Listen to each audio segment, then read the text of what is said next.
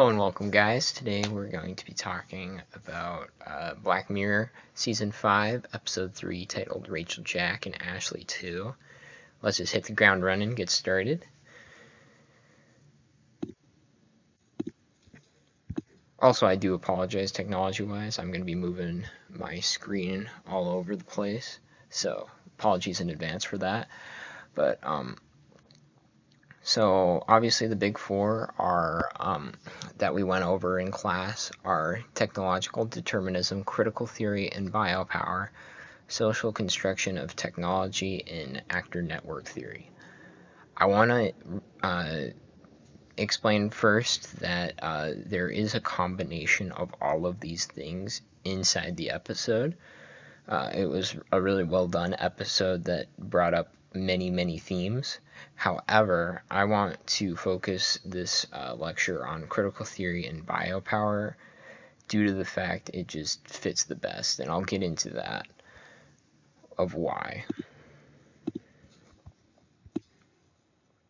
Alright, so what is critical theory and biopower? It was developed by Michael Foucault, and I really like this quote by him that modern power manages life, not just punishes behavior. We also Professor McQueen talked about it in the lecture, but it essentially reiterates the fact that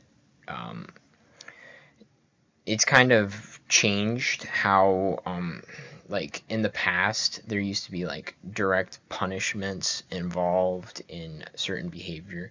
Well, like we see in the episode, there's maybe instances that are directed by something psychological rather than like a direct punishment.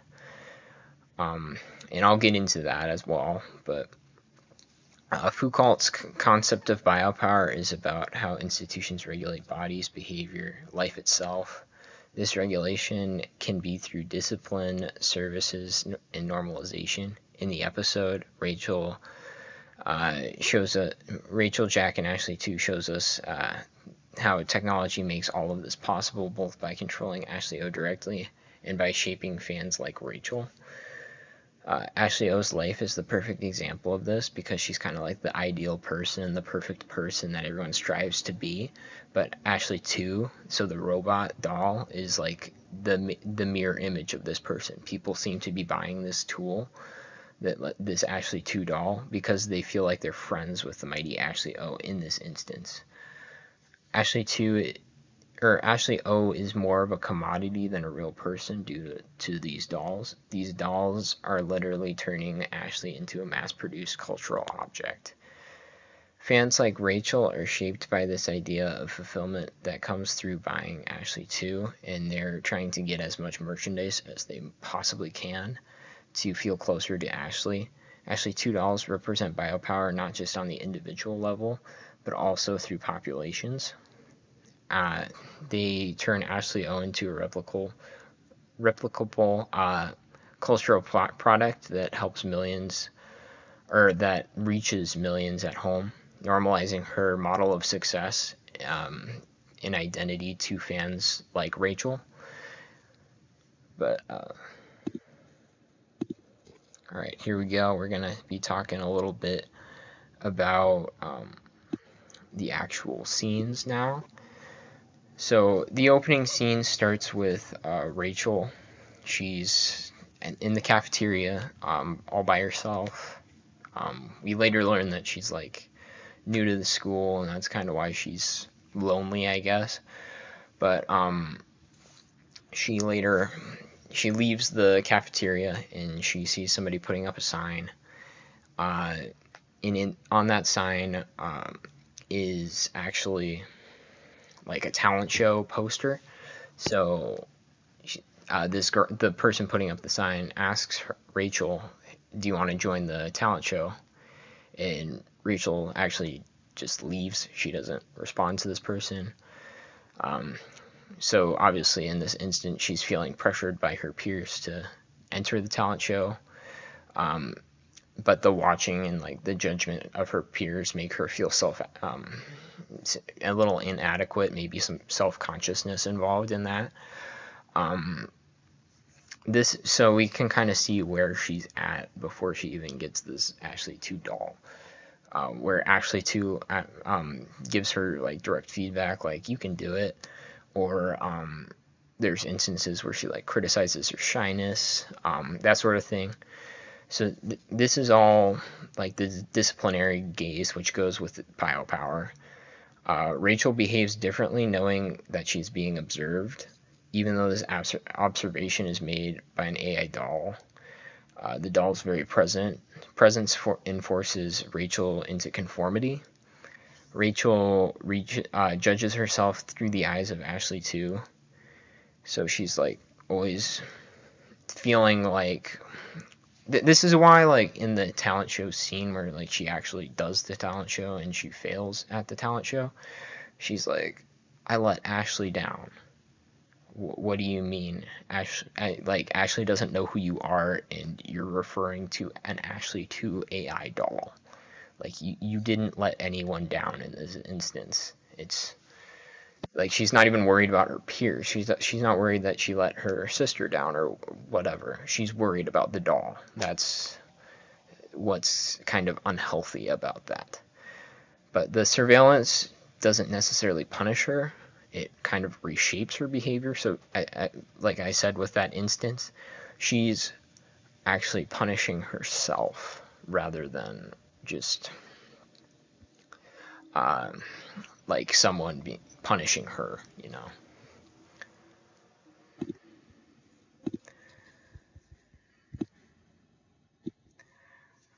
Okay, so now we're getting into. So obviously this is a very similar scene to what I just described, but this is more the practice of when Rachel is working with Ashley too, like doing her practicing for the talent show.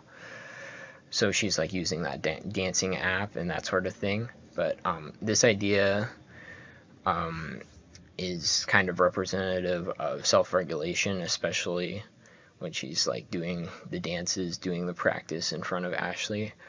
Rachel disciplines her own body and identity solely based on the guidance of the Ashley 2 doll. She isn't using an external force. Instead, the technology is pushing her in the direction of conformity. So this is similar to when Foucault claims that power works most effectively when individuals internalize it and police themselves. So like maybe Ashley was telling her originally to do something, but eventually it just caught up with Rachel, where Rachel's like, oh, this is what I need to do to practice. Rachel begins the episode as, like I described, she's kind of like nervous, shy maybe, and she doesn't like have any interest in the talent show whatsoever. But when she's presented with it by Ashley 2 nudging her, she gives in. And she, like, we actually see her genuinely excited about the talent show and, like, wanting to do it. Whereas earlier on, we had no signs showing this at all.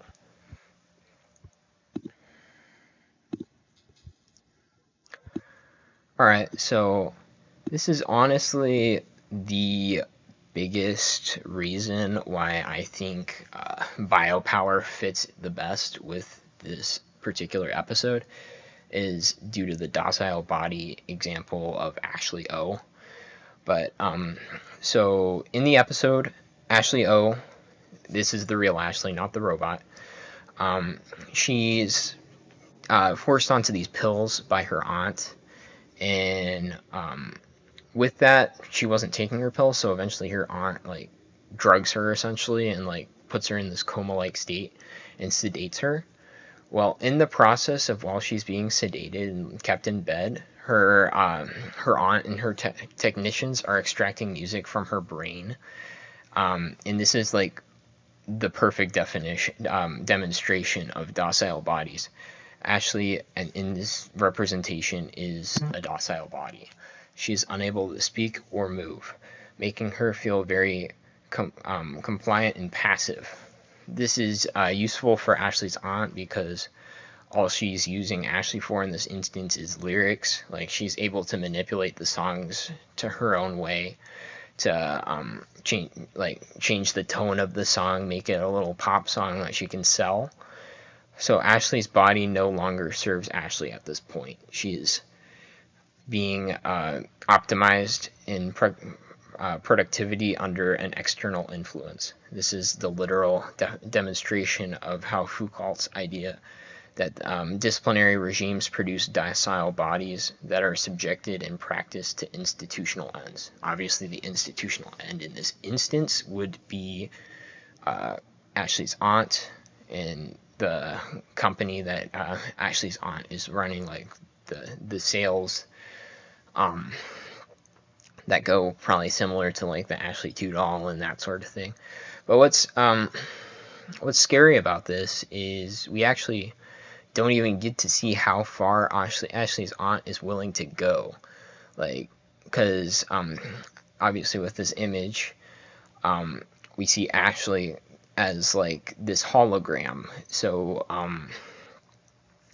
Ashley is like kind of hitting a larger than life position at this point, and obviously at the end of the episode Ashley stops her because she's out of the coma. She gets freed from the coma. But we don't truly know how far Ashley's aunt would have went just to make some money, which is, I think, very scary. Alright, so this episode asks us to consider how our own technologies discipline us into docile consumers. And just like Rachel, we often regulate ourselves under this gaze of all these technologies without realizing how much they shape our own behaviors.